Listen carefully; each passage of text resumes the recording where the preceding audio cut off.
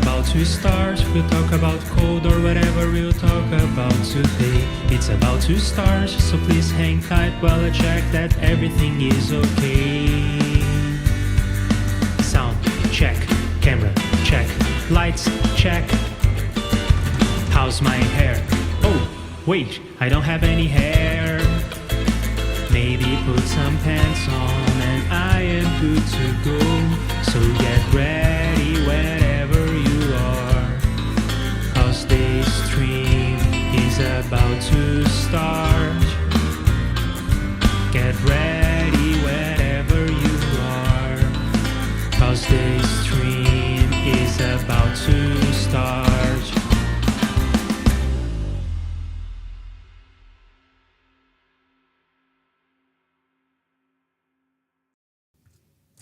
Hello, my name is Leandro Facchinetti, and let's write some code together, shall we? What we have on the menu today is to continue our Automixer, a real-time audio processor for REAPER written in JSFX. We are using our library that has been in development for almost 1 year at this point, and we are on the second plugin that is using the library. Very preliminary work, but specifically, what we are going to do today is to add multi-channel support to our Automixer. So, I guess we are going to start by defining a slider to ask for the number of channels on each track. And this is something that I think should only appear when you are in receive mode. Okay, if you are like, what the hell is this person talking about?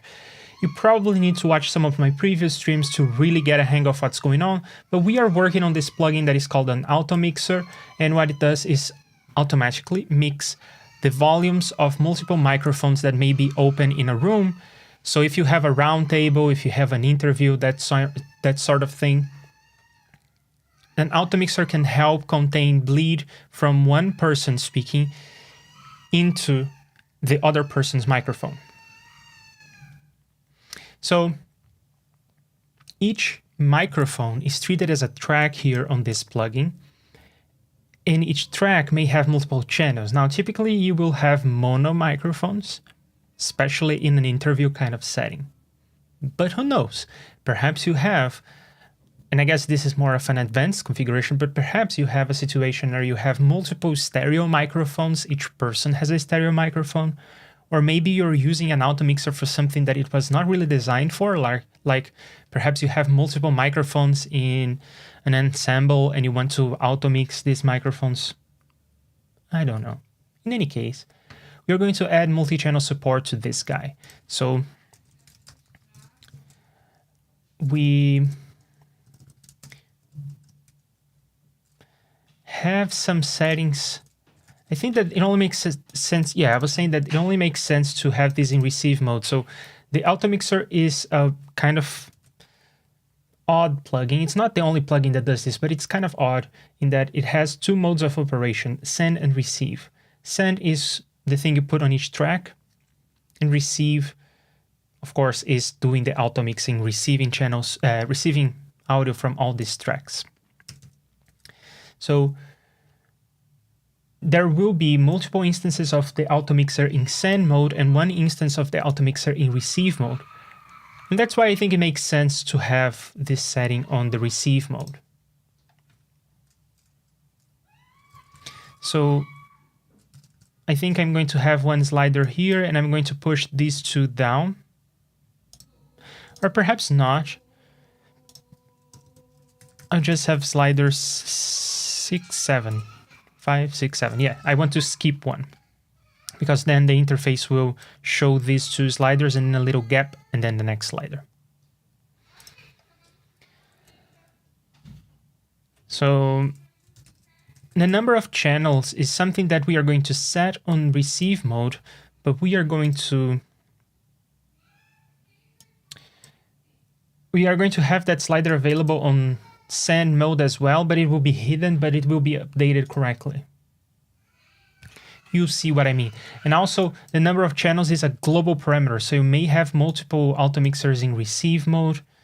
If you have a situation where you have multiple microphones in one room and you would like to automix them, and perhaps a Skype call with multiple microphones in another room, and you would like to automix them separately, you could do that with multiple Automixer instances, but this channel setting is global. It doesn't know that certain sends are sending to certain receivers. Which actually makes me think that perhaps this whole situation of having multiple receivers is doomed. But anyway, this is mostly going to be mono anyway, so. How many channels do we have? I think that I should present this as a number between 1 and 64 as a drop-down.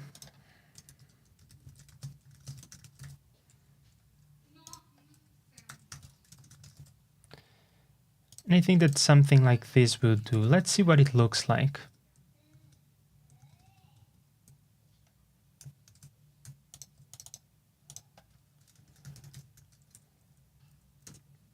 Yeah. Oh, this is of course in send mode, so it shouldn't be showing. We'll hide that in a moment. But now the number of channels per track is 1. And I guess I will put here in parentheses mono.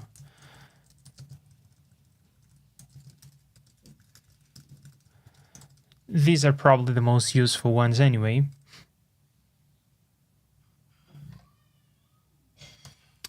Or I won't. No, I think that having this will help. Now let's hide this slider. I want to do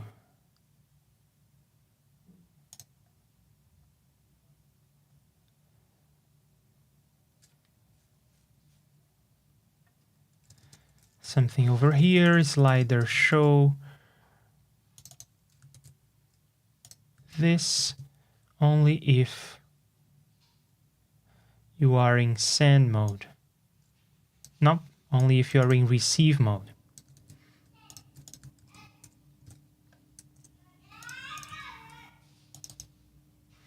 And there you have it.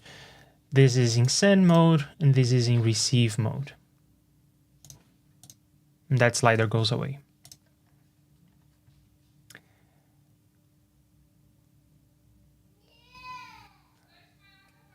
Perhaps it could be nice to have this showing. So perhaps it would be nice to have this showing, but not allow you to change it from here. I think that could be nice. Yeah. So I guess I'll start with this, just having one slider. Now let's do the trick where the slider needs to be synchronized across all plugin instances. And for that, we can use the global namespace. So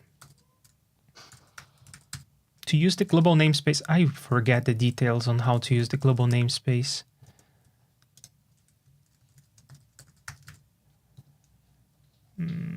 I think it's under special variables. Yep.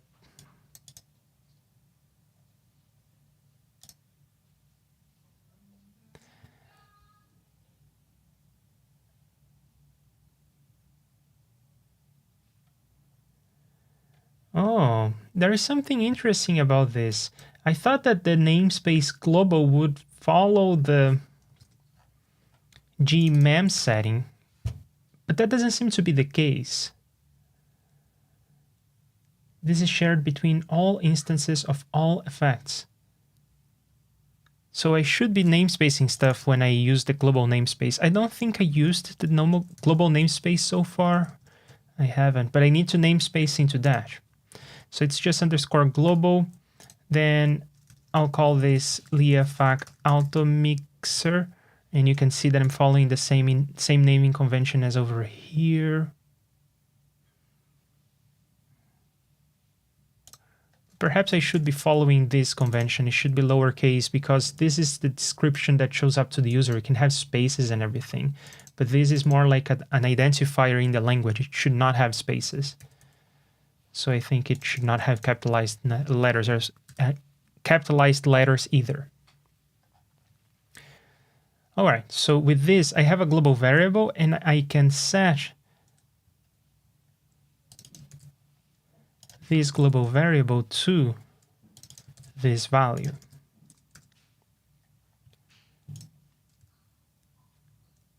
And over here, I can do the opposite.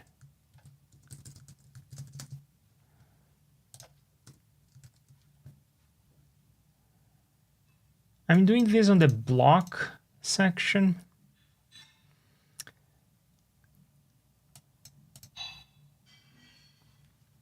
Which means that if the plugin is bypassed, this will not run.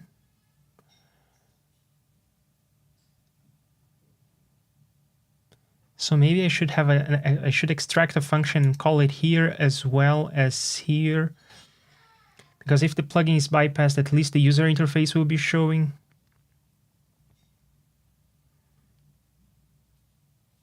You know what? I don't care. If the plugin is bypassed, then this slider will take a while to refresh. Only when you stop bypassing the plugin, you will see an update to the slider. It's a very minor edge case. I don't care about it. So, of course, we need to check if we are in send mode. And that's easy to do. If I am in, oh god damn it, if I am in receive mode. Only if I am in receive mode will I update this global variable. Okay, let's see this in action. So now I will have two instances of the Automixer. This will be the sender and this the receiver.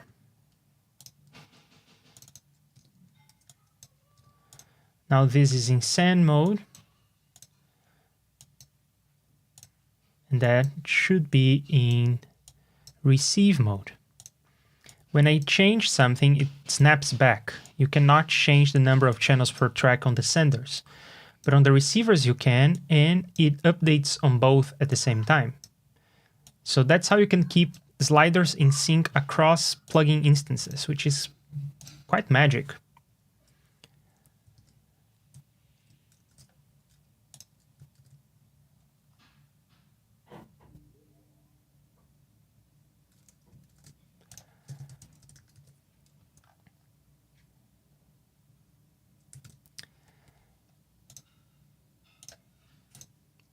So now we have this variable available and up to date in every plugin instance. So we need to adapt both the sender and the receiver to take in account multiple channels.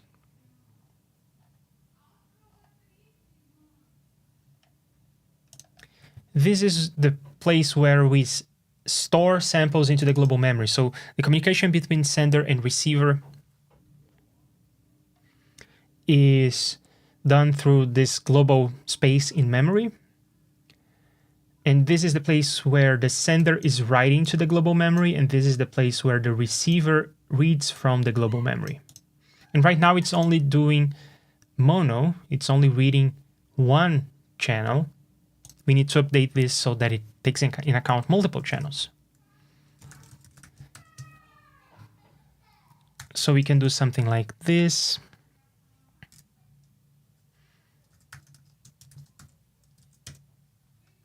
Well, there is a wrinkle here on the sender, and I think there will be a similar situation on the receiver.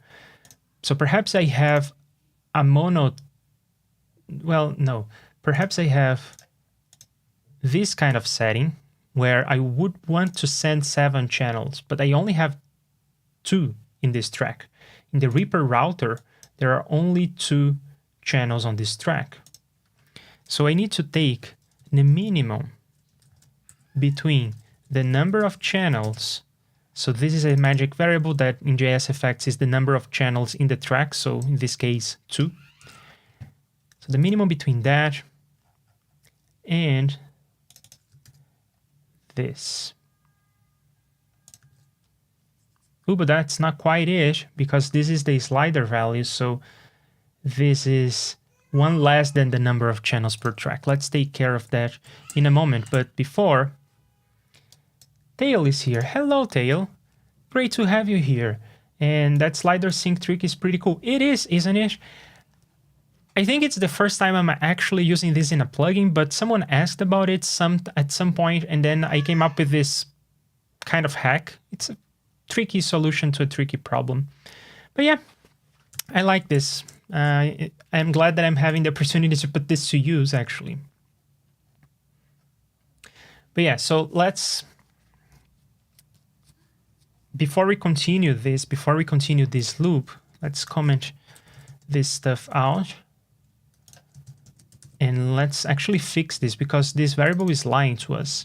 The channels per track variable is saying that it gives me the number of channels per track, but it's one off, right? Because I start at index 0 and that's one channel. So I'm going to rename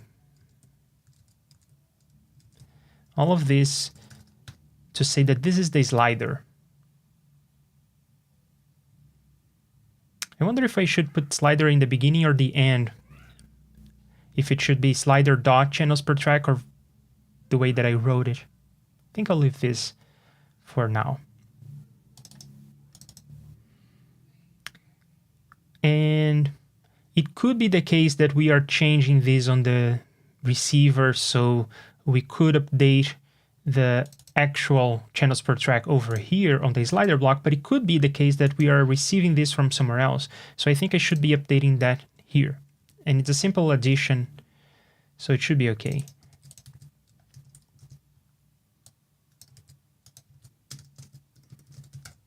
It's quite simple, actually, because I included all numbers between 1 and 64, which is not the case in the default REAPER routing thing.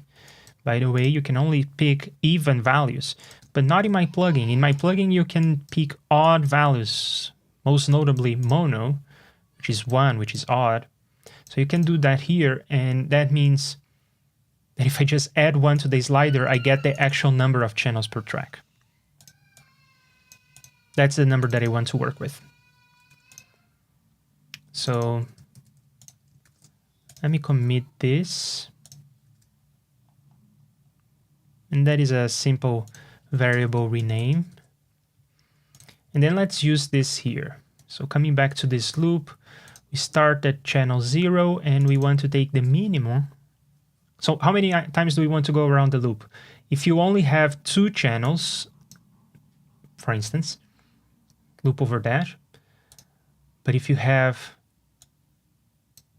an even smaller number on the slider, which is a very odd situation to begin with. But anyway, if that's the case, then I actually want to loop for this many times. So if you selected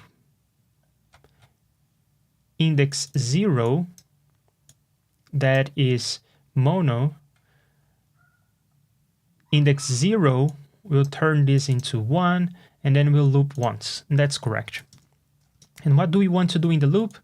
Something similar to this, except that instead of SPL0, I will be looking at channel. At the end of the loop, I want to add 1. So this is the loop variable that I'm updating right there. And I'm silencing the outputs from the channels that I captured. This is just a convenience thing in case you have some weird routing in REAPER, as well as in the Automixer. At least the REAPER routing will be silenced. But then we have to take that in account over here when you compute the index into the global memory. We need to take the channel in account. And that's what we are going to do in a moment. Hello, Bo. I'm doing well. How are you doing?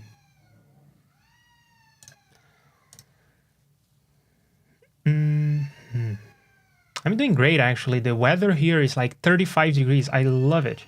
Looking forward to ending this coding session and going out, enjoying the sun. I spent the whole day just sweating in this room. So looking forward to that. And I love some warm weather. Okay, so this is how we currently compute the index. It's taking in account the track that I am sending. It's taking in account the side channel length. That is a constant. And this length used to be per track, but now that we have multiple channels, this length is per channel. You have to keep that in mind. And then we index into this, which is just a circular counter. Let's think about the memory arrangement that we currently have and the memory arrangement that we want to have. So gmem right now is track 0, sample 0, track 0, sample 1, track 0, sample 2. Suppose that there are only 3 samples on this side channel length. We know that for real it is a bigger number. Pretend that this number is 3.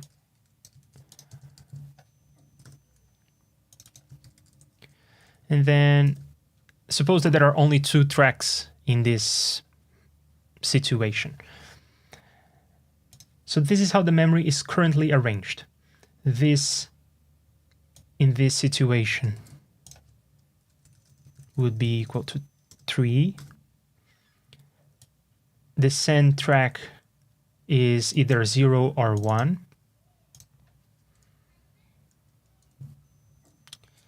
And then there is this index here that goes from 0 up to 2 and then wraps back. So this is the current memory arrangement. Now suppose that each track has 2 channels.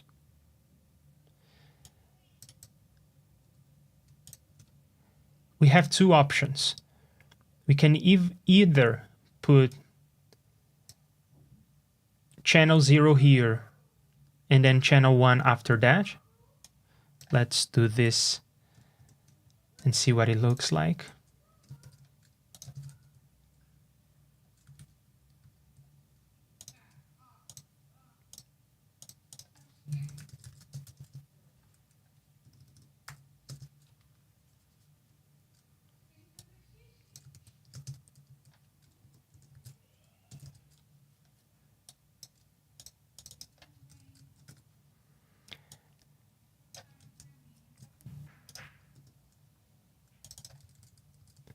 Okay, so this is the situation where we have contiguous channels. And it's similar to what we had before, where we have continuous tracks. So I think that this arrangement is the best one, but just for completeness, the alternative would be to have interleaving channels.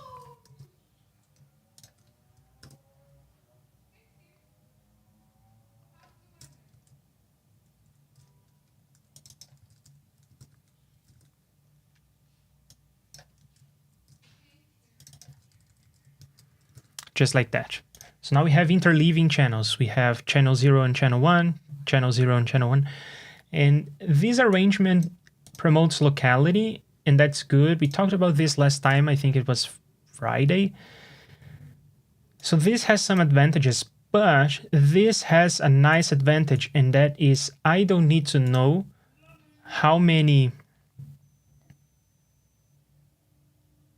What do I not need to know?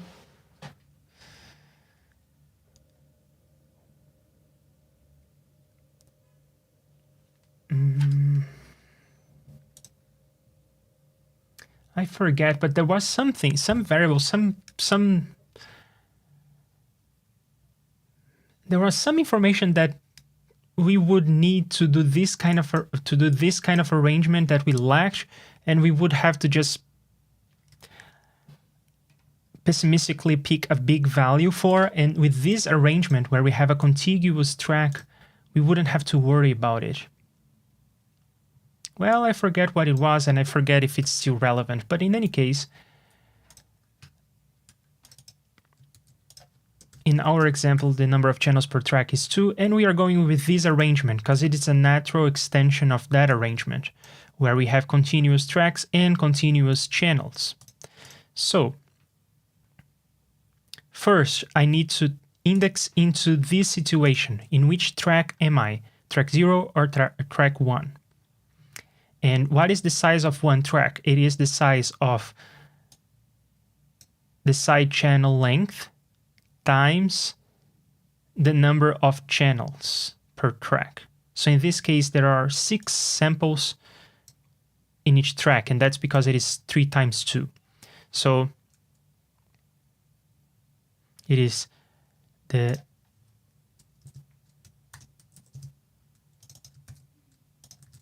send track is either 0 or 1 in this situation, times the why did I write side channel here? It is not side channel, it is tracks per channel.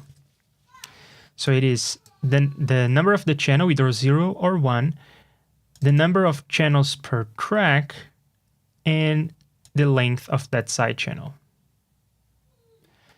That gets us to track 0 or 1. Then we need to get to the channel in the track.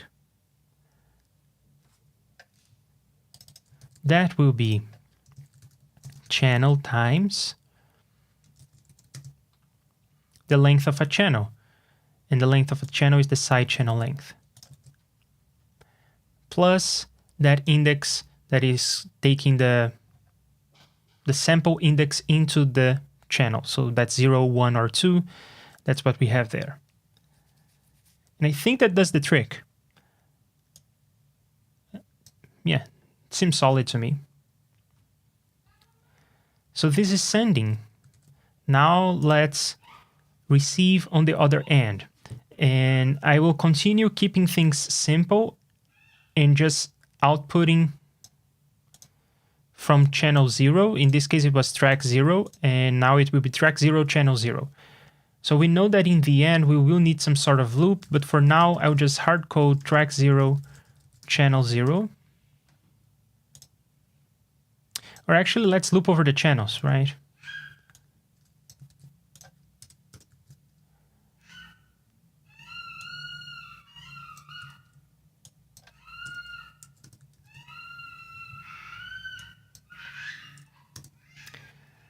And then this send track is naturally track, which in this case is 0. I think that sounds about right. All right, so let's see if we can put a sender, a receiver, and actually send and receive multiple channels of audio. Oh no. Seems like it comes every week, right? This is a weekly situation. I'm assuming that you don't feel well because of COVID. And if that's the case, it seems like it's a weekly thing. I'm sorry to hear that. I hope that at least this distracts you from the situation. All right, let's put 2 Automixers here. Let's put 2 Automixers here. There you go. This is in send mode. Let's have 2 channels. Oh, I cannot change that here, can I? Let's have 2 channels. Oh, this is still in send mode. There you go. And we are sending to track 1. And in the interface, we show track 1, but in the code, it is actually track 0 if you look at how we have this situation here. This is actually track number 0 internally in the code. So this should be sending audio already. In fact, we don't have any audio coming through, but it should be sending audio already. And this should be receiving audio. So let's put a microphone through here, and we see the microphone on the other side. Hooray! How about we have some honest to goodness stereo signal here? I think I will put an effect before my Automixer that is an alto pan. And that makes the thing stereo, doesn't it? All right. Yeah, I can see that this meter is only showing my microphone gain, so it's not showing the effect of the M alto pan. I can show that to you if you are interested. This is... No, I cannot show because the Automixer is going to mute the output, isn't it? So this is what the output of the M auto pan looks like. Oh, that's so interesting. When the sender is bypassed, the receiver is still playing back in a loop. Crap.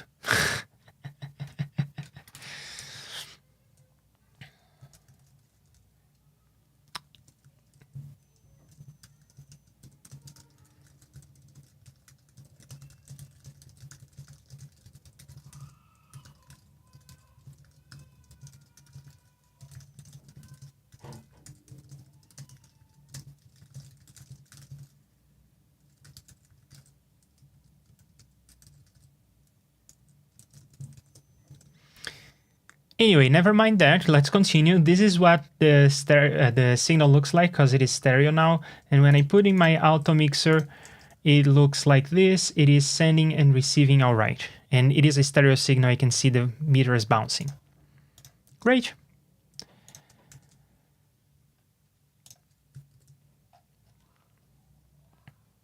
And I guess this served its purpose.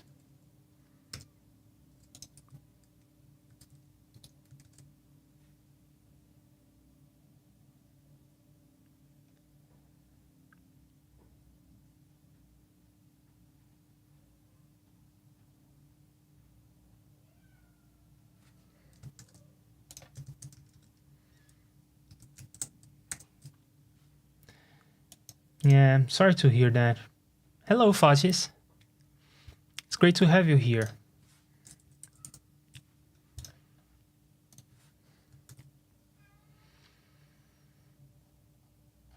These things are not fun, so I'm going to continue and try to do something else that is kind of fun,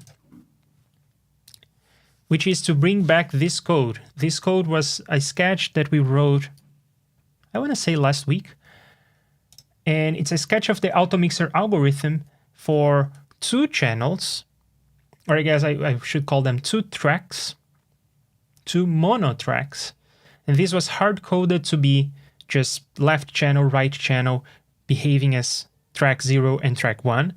That's the situation that we have here.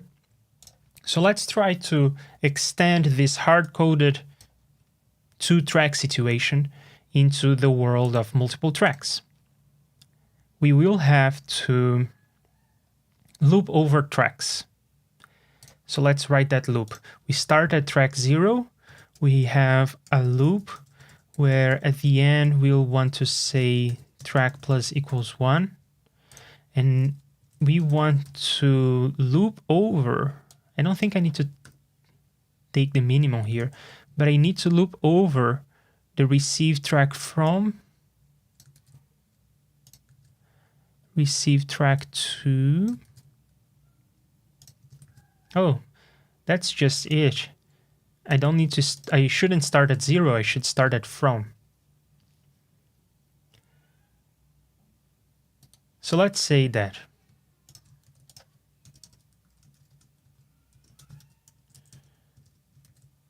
From is equal to 2 and 2 is equal to 4. These are inclusive, so I want to loop over tracks 2, 3, and 4.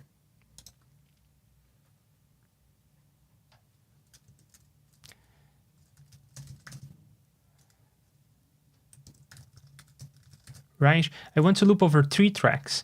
I want to loop over tracks 2, 3, and 4, which is 3 tracks total. Well, how do I get the number 3 from these 2? I subtract 2 from and add 1. And now it may be clear why last week I made the case of writing these 2 lines just so that 2 is always greater than or equal to from. Isn't that nice? And it is going to start at this track, so it's going to start at track 2, and it's going to loop for 3 times. In this case, 4 minus 2 plus 1 is 3. And then it will loop over this track sequentially. That's what the plus 1 is doing. Then on each of the tracks, I will want to loop over each of the channels. But this time it will not be simply outputting something.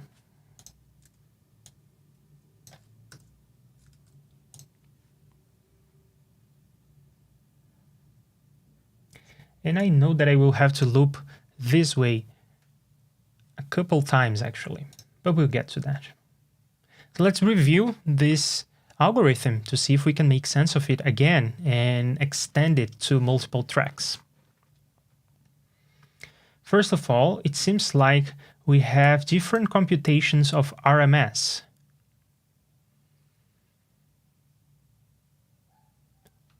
Which means that over here we have multiple locations of RMS computers. So now instead of having 2 of them hard-coded, we need to have a list of them with 128 elements.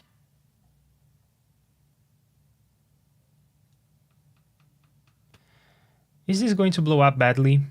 If I have 128 of these computations, how many samples do I want to store this on this? Because the RMS computation needs to store this many samples. Let's do some quick math here.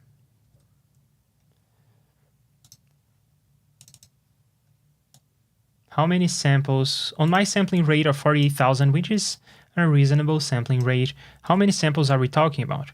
We are talking about 14,000 samples. 14,000 samples times 128 gives me 1 million. That's a big number, but it's actually all right. We have 8 million slots to work with. I think I just need to ask REAPER to give me that many blocks.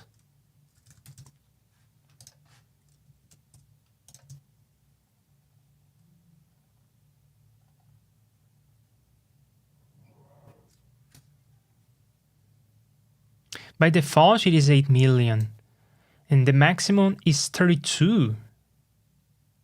Heck yeah, this is more than enough. Use spaces to separate multiple options. So for now, I will not. If we see that we have problems, and perhaps we will not, because we probably won't be testing with that many channels and that much stuff going on, but someone will. Someone will get to be and say, oh, the plugin is behaving weird when I have 48,000 tracks with 5 million channels on this weird situation will come up, and then we can extend memory if necessary. But it seems like 8 million should be enough. For now, we'll see. But let's do the loop and allocate these guys. So RMSs will be, I think it can be just a chunk of memory. The difference between, in my library, array and memory is that memory doesn't know its own size and array does.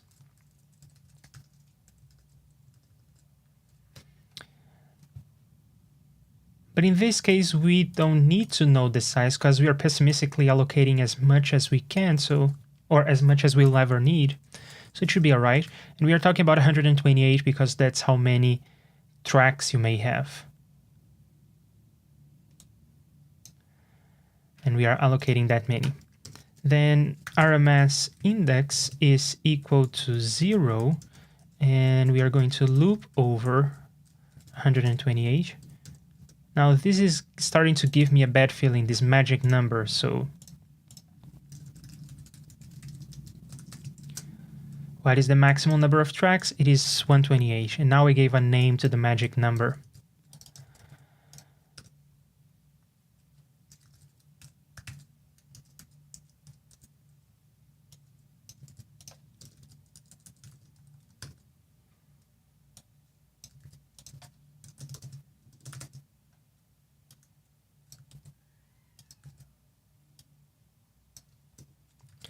Is it worth going over? Probably yes. Let's do 500 milliseconds. Half a second is the biggest window you can have. It should be fine, right? We are going to find out. Right, this looks okay to me, so it seems like this is the kind of arrangement that I want, where I have a vector, I should say, or yeah, a sequence of memory that has the RMS computation thingies. Okay, let's commit what we have, look at the chat, and continue.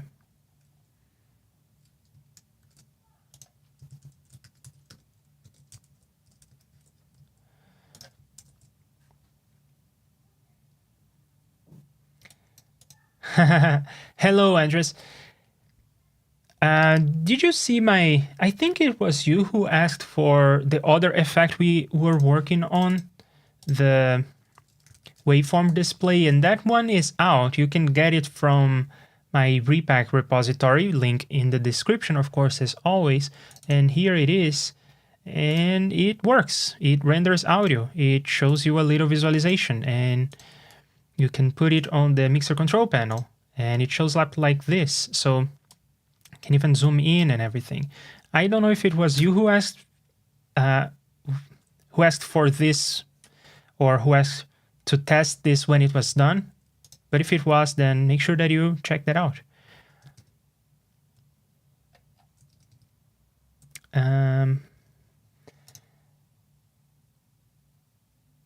And other than that, yes, my Automixer is in progress. If you really need an Automixer right now, there are two available from Repack. One, the first version of my Automixer, another by, I think it was Corey, his name. And it's available in the default Repack repositories. You don't have to go search for anything. It's already in the Repack repositories, the default ones. So if you really need an Automixer right now, you can use those, but my version hopefully will be better than these two. And we are in the early process of making it. Right, so this is where we loop over tracks.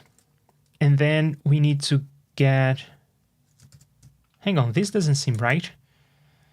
This +1 should be at the end, shouldn't it?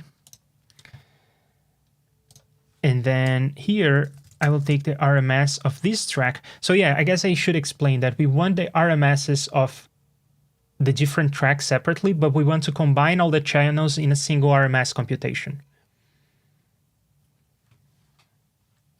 So this is going to be the RMSs at position. Well, I need to have the RMS index here starting from 0. And I need to remember, of course, to update that.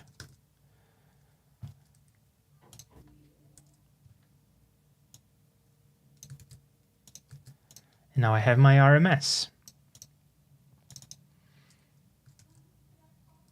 And with that, we are ready to write this line. We are going to finally get to this line. So this line should be in the loop. And we should be adding this sample to the RMS computation. And then we should be advancing when we are done with the loop. So what this is going to do is the RMS computer, which is part of the library, we implemented this, I think, last week, is capable of computing the RMS of multiple channels. So we are adding the samples from the multiple channels over here. And then we advance the RMS computer. So in other words, we are sort of accumulating samples, and then we are committing the samples. Okay, I think that this should do it. And then these two lines are just repeated. And then we have these guys, which are tricky little variables here because we cannot implement them one-to-one. We cannot just simply translate this.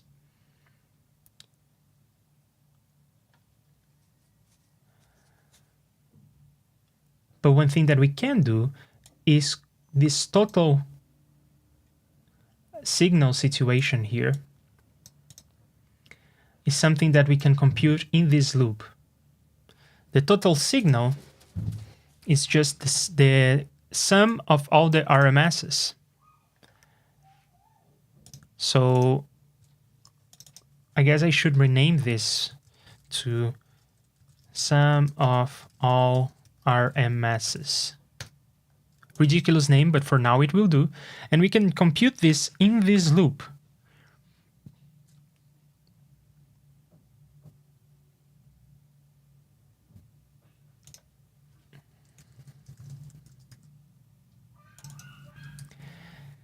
And you may be thinking, okay, I can compute this in this loop.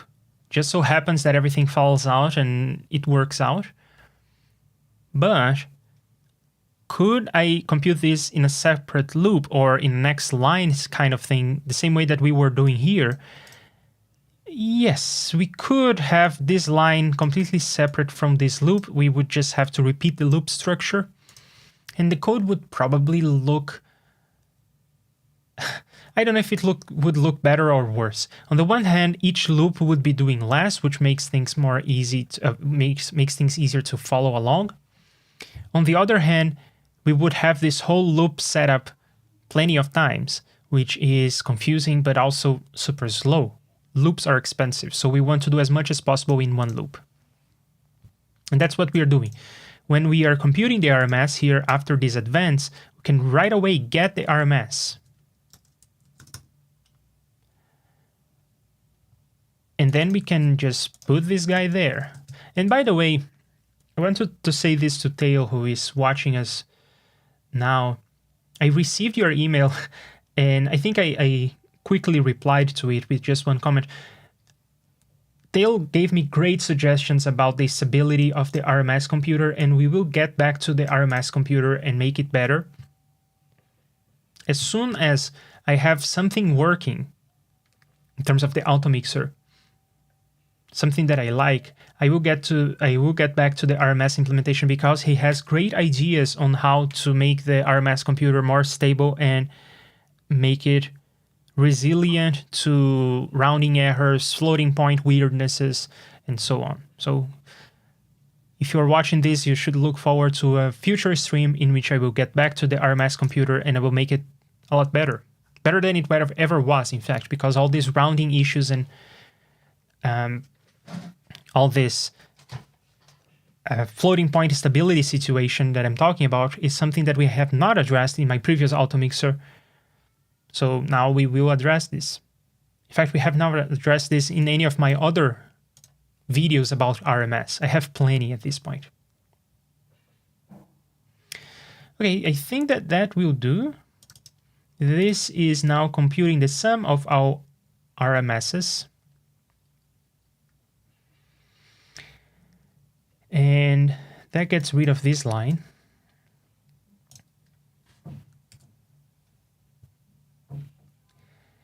We will have to get this RMS again here. I can remove these lines actually, because they boil down to this.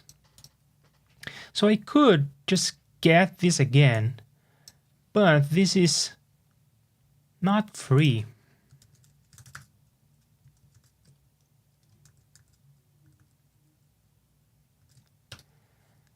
It involves a bunch of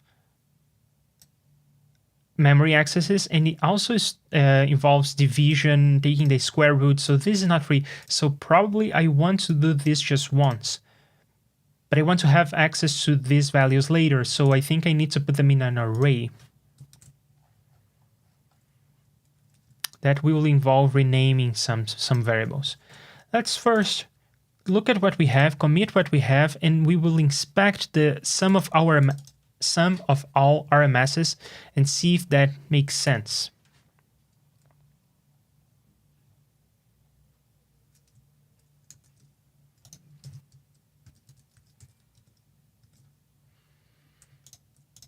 I don't think I changed the sender, but just in case.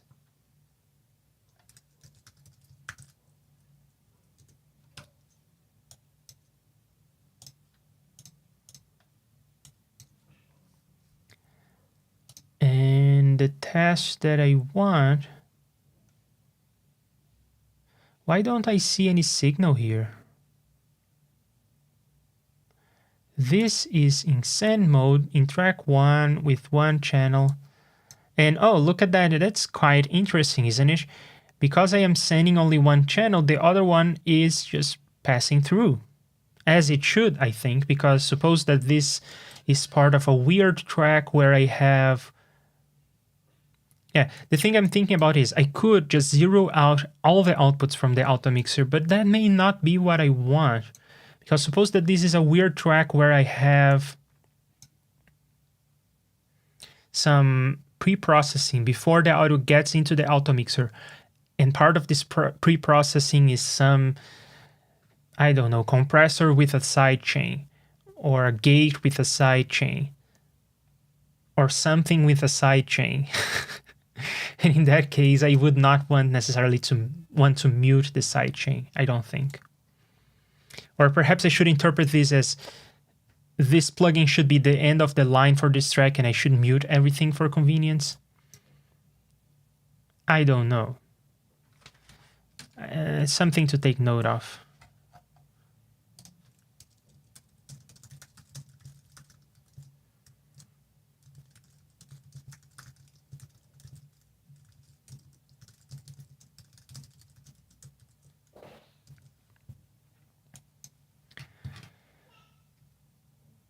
So the condition would be, I guess, the logic would be that this is the end of the line for this track. It's in fact replacing everything that is below here in Reaper. It's replacing this with the Automixer feature. So if you have some sort of sidechain and blah, blah, blah, it doesn't matter. You shouldn't be routing it out. You shouldn't be using it after the Automixer anyway. Yeah, I think that this actually makes sense. I think that perhaps this should be the case. Anyway, this is sending. It seems like it is sending. This is in receive mode. And it is not producing any audio. Oh, that's because I don't produce any audio anymore. I took out that part of the code. But is the sum of our masses being updated? It is being updated. See, when I stop speaking, the number gets a lot lower, a lot smaller. So this is working. It seems like.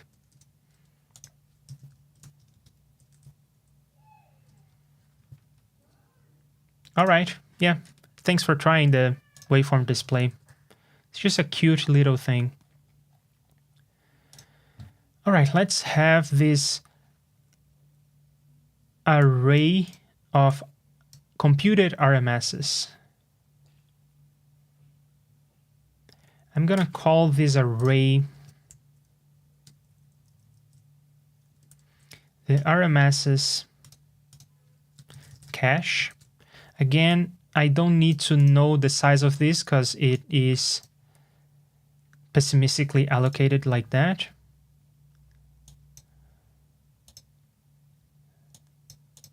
Yeah.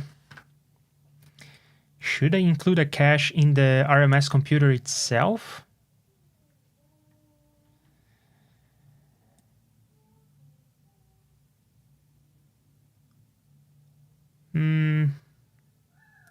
I could.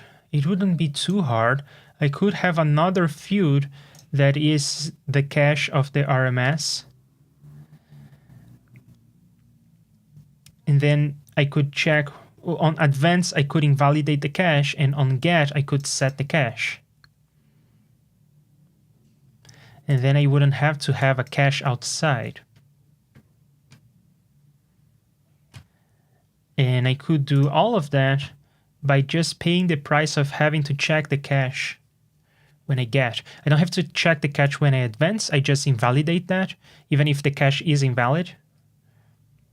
And over here, I would just be paying the price of one assignment and one access to memory. Seems like a good thing to do, actually. Yeah. I will not do a cache. Or I guess I will do a cache, but I will not do it at this level. I will cache stuff here.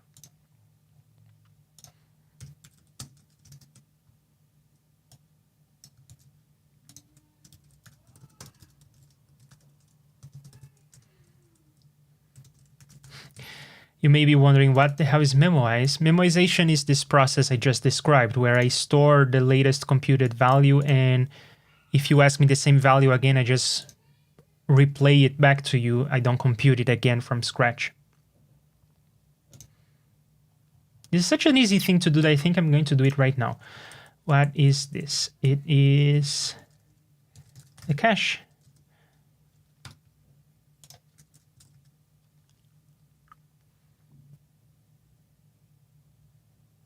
Do I want to have this in this order? I think so, because this is the last thing we compute.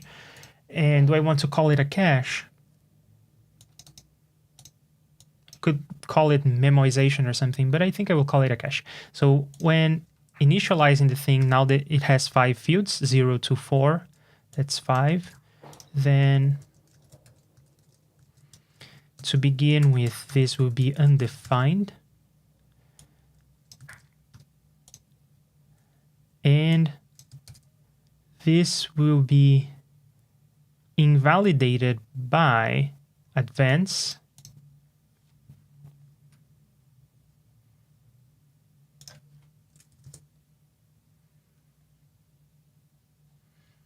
and over here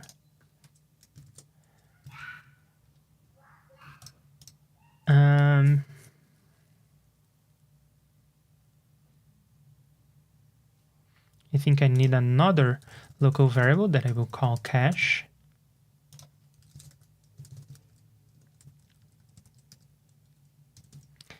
And I want to prevent all these memory accesses and this computation in case the cache is not undefined, because in that case I just want to return the cache. Otherwise, I will do all of this, but also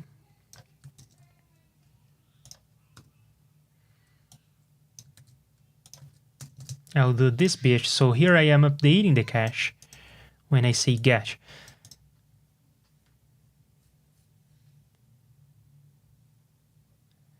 This is kind of cute, the way that I implemented this, because if you are advancing the RMS computation lots of times, but you're never getting it, then you will not pay the price.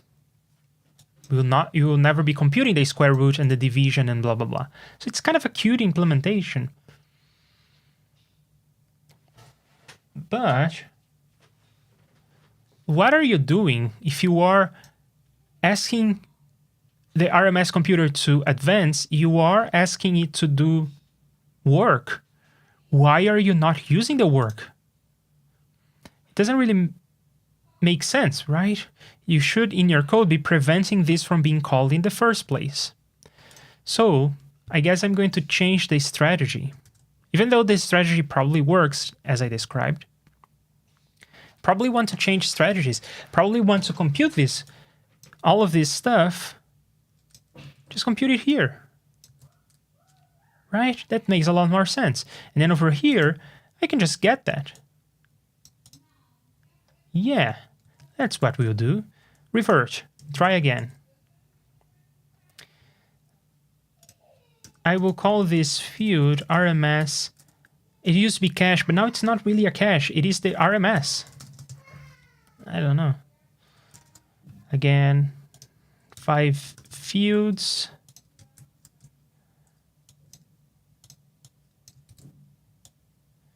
What is RMS?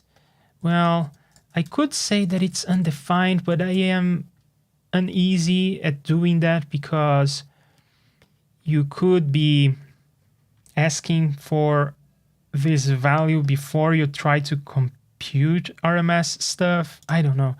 I think that having undefined here, which is the implementation of undefined, is just a large number. So this could produce loud noises. I don't know. I think it's better to put just a 0 there.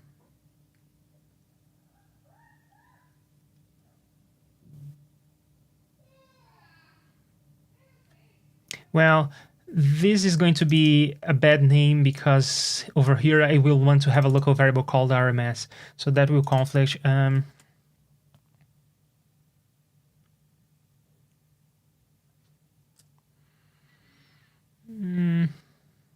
current RMS.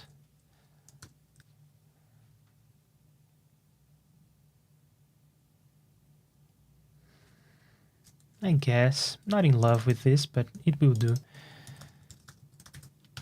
Oops. Current RMS.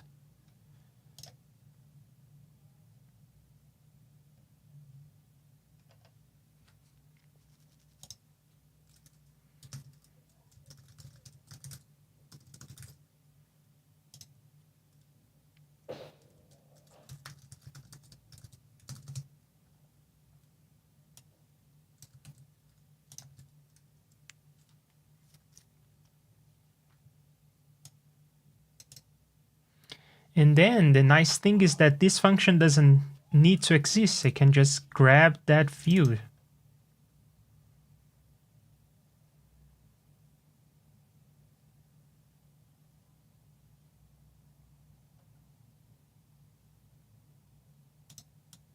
Perhaps the function could be a convenience kind of thing, but the truth is that function calls are not free in JSFX. It costs a little bit of CPU to call a function, so it's better to just do the memory access directly. So because of that, I think I will not be calling it current RMS. I think I'll just be calling it RMS. And then this variable, I will call rms.rms, which is ridiculous, I know. But that's the best I can do.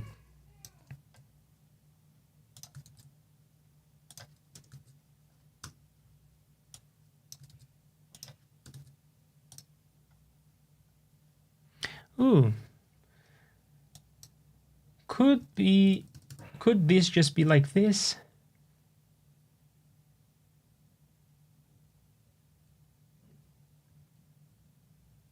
Or yeah, another cute trick is that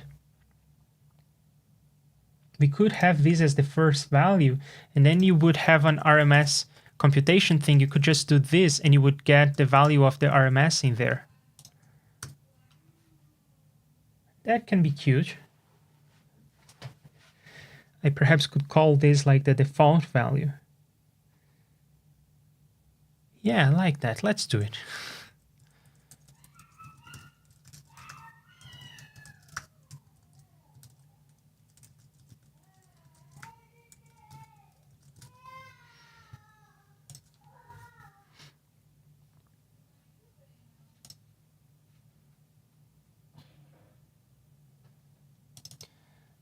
Or maybe we'll even call it RMS. I don't know, now I'm splitting hairs. Let's see if the chat has something to say. No. Let's finish this already. I want to go out in the sun.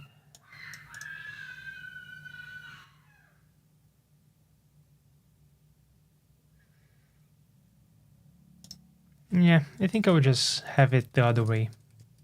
It is just a cute trick, and it is more... The thing I was proposing is just a cute trick. And the thing I had was how everything else in the library works. I might as well, right?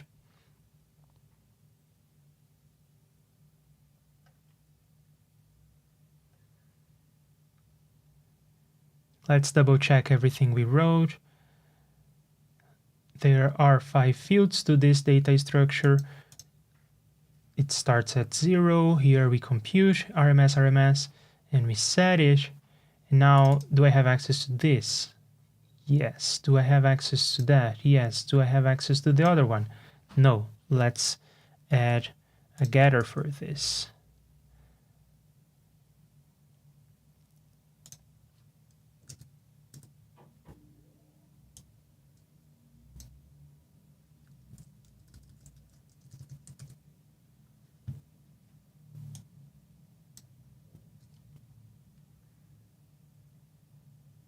Ooh, hang on. How am I using rms.new? Oh man, I made this RMS computer in such a way that I need to update this value with the number of channels per track.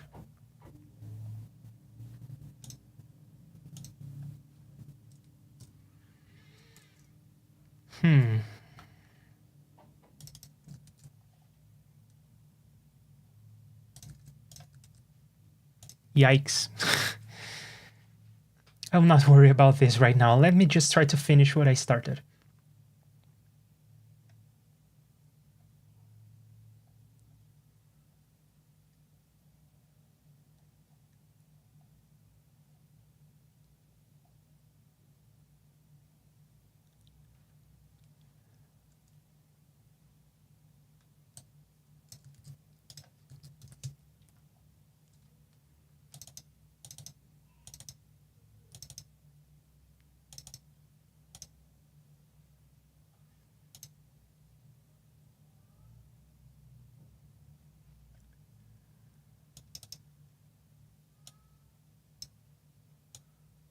All right, now I have every variable I need to compute this, so all of this should work.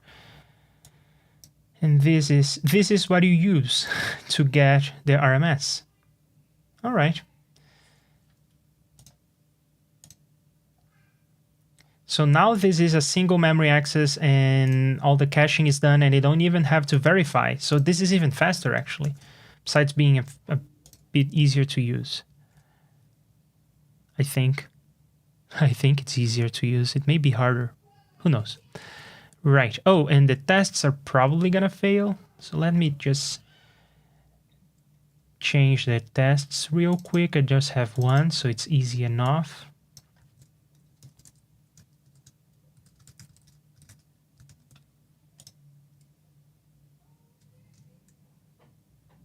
Let's see if the tests are passing.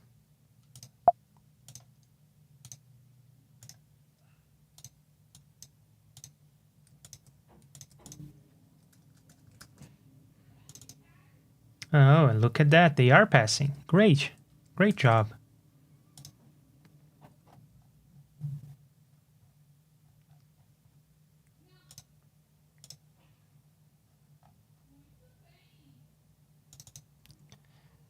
And I'll revert this to 1, but I will leave a note to fix the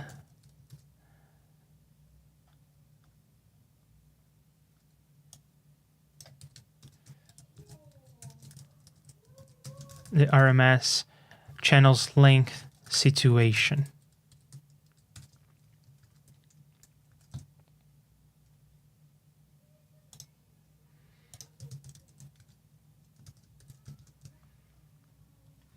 So all of this was for me to be able to come here. Oh, and now this changed. Do I have any other occurrence of this? Not that I care of.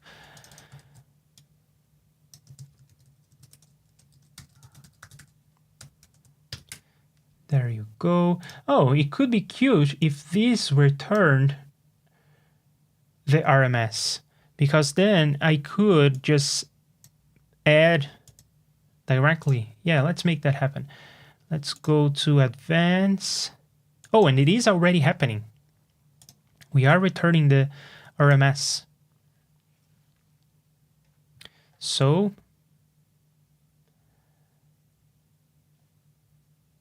I can just do that. Very cute, very cute. So now I have access to the sum of our RMSs, and I have access to these guys. But for this, I need a second loop. I need a separate loop. The reason being, the sum of our RMSs is in the process of being computed in this loop. So if I just put this line here on this loop, the sum of our RMSs is wrong. Let's have another loop. Again, looping over all the tracks. This RMS index is still useful. This I should not have. That seems reasonable. But because it appears twice, I think I will compute it above. It will be tracks.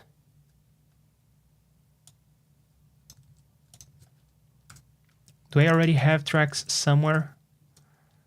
No.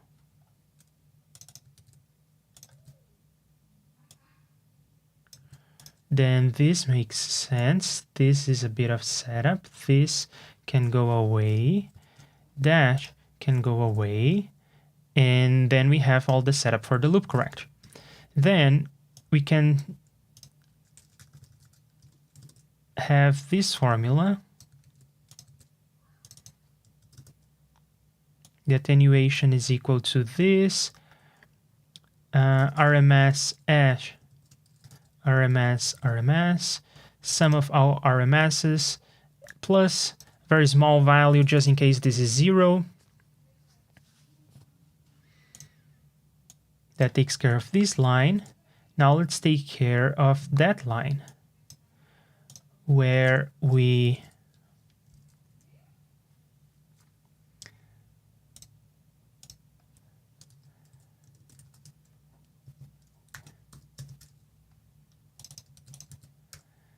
do something like this. But what is this number?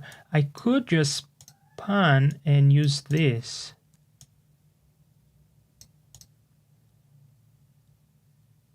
Oh, hang on, why do I have this as a separate index? I pessimistically allocated 128, which is as many tracks as I have, so I don't need this special index.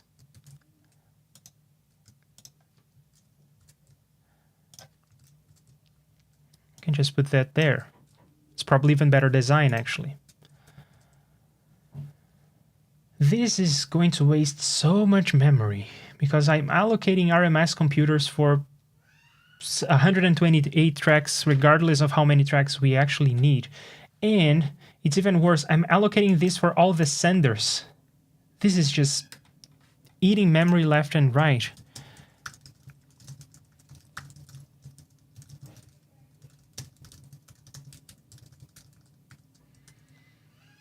I have to think about something to fix this. At least for senders, I should disable all this memory allocation. So perhaps the memory allocation should occur in the slider block, which is a necessity of some plugins, but we haven't really reached that necessity before. So it could be an interesting thing to explore. Anyhow, I am changing this RMS index situation to use the track.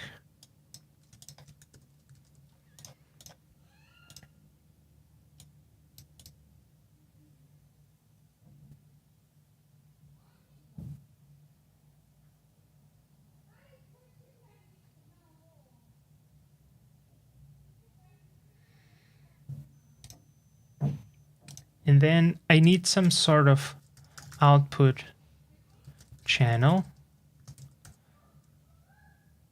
that starts at 0 and goes up. Oh, I should not be looping over channels.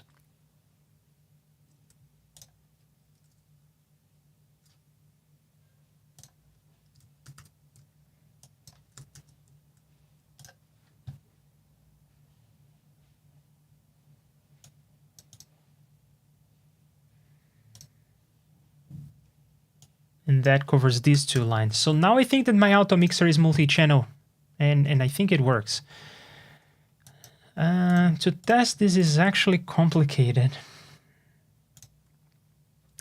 I will need to have multiple tracks, all of them multi-channel, and I will need to vary their gain over time. It's just annoying, really. It is annoying. How can I do this? I guess I will do a similar trick to what I did last time.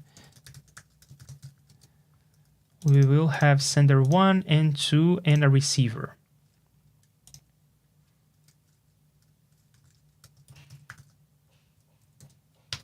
We will have automixers in all of them. This will be in send mode, sending to track 1 in mono, sender to sending to track 2. And in this one, we will put a tone generator with a fixed gain around there. And then in the Automixer, it will be in receive mode, going from tracks 1 to 2 with mono. And I should see some output, but I don't.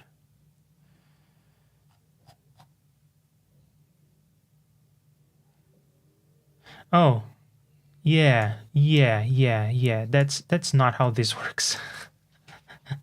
This line is just completely wrong. I should be looping over the channels, yes.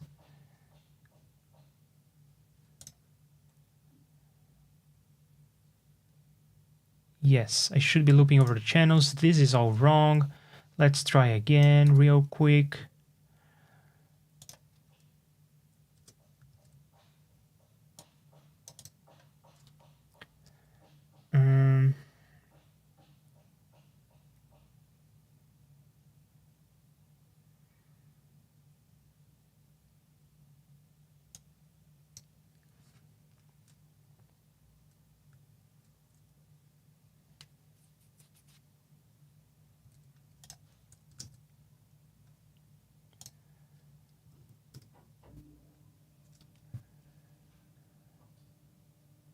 We are adding the contribution of this track to all the output channels.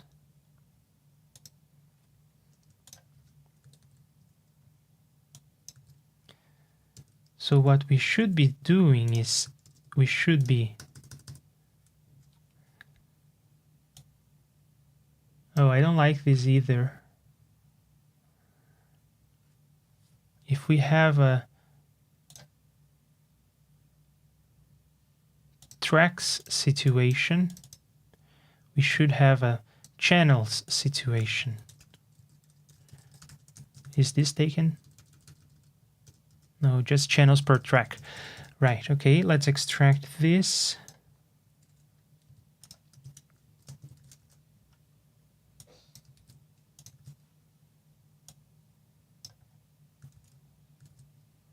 Perfect. And then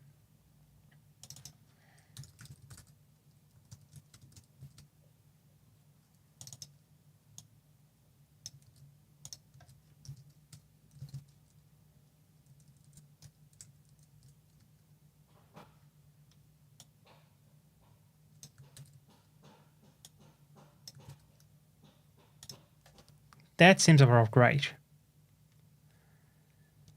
Now, I don't like that I'm accessing this over and over, so I could put it in an array.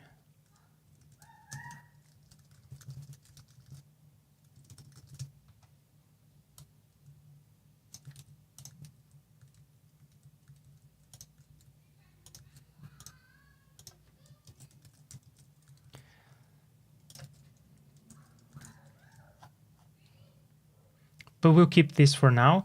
So what I'm doing is I'm looping over all the tracks, and for each of the tracks, I am adding all their channels contributions by getting a hold of the sample that came from there and attenuating it according to the track attenuation. The attenuation is applying to each sample, of course, on each channel, but it is respecting the attenuation of that track. This seems about right. Second try. And just the receiver changed, so I'm not going to reset up everything here. I will just drop in an Automixer, put it in receive mode, and we are getting signal out. And we currently don't have a way to visualize this input going up and down in level, and this input going up and down in level with respect to the other ones. But it seems like it is bouncing back. So when I stop speaking, you can sort of see the sine wave recovering. So it seems okay-ish. If I just make this stereo, that makes everything easier, doesn't it? Yeah. Okay.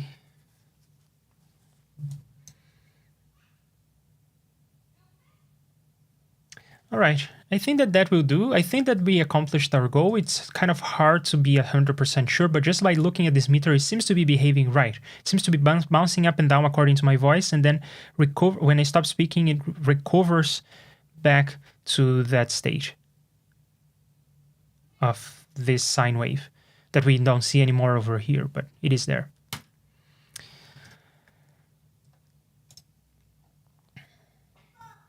I think that coming up next, we should look at this RMS thing, because I think I accomplished the goal. Something is on the page. I'm kind of happy about this, kind of works. I think it maybe should be time for us to get back here and do this. And meanwhile, we'll do other stuff that Dale suggested for RMS computation. So this is allowing me to change the window length, which currently is fixed at 500 milliseconds. I would like to be able to vary this window. This is actually a slider that I want to have to users, that I want to present to users. So this is essential for me. So next time we'll be looking at this, as well as Dale's suggestions on how to make RMS computation smarter.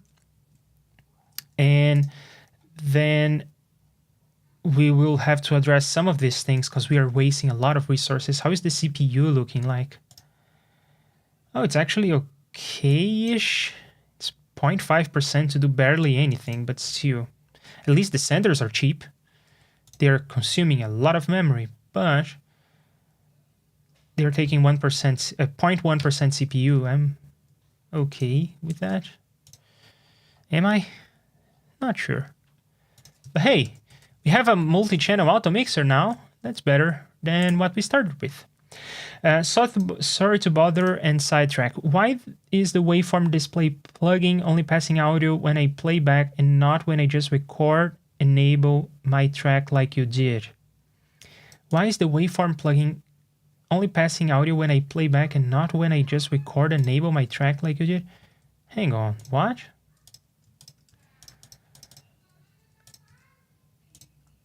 Waveform. This is the repack version, not the development versions. So I put my microphone over here and it is passing audio through just fine. Audio is coming out. If I say that I want to route audio from that track to this one, audio gets there. I don't know.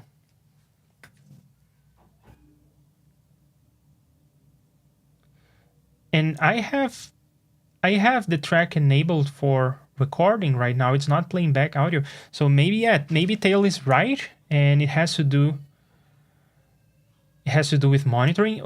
Can you not have the waveform display on the track and then give that a try? If you don't have the waveform display on the track and you see audio coming out, but when you put it on, you don't see audio coming out, but that may be what Tail is talking about. That may be because of what Tail is talking about. That may be because of your record monitoring situation. So you can check on this icon, for instance.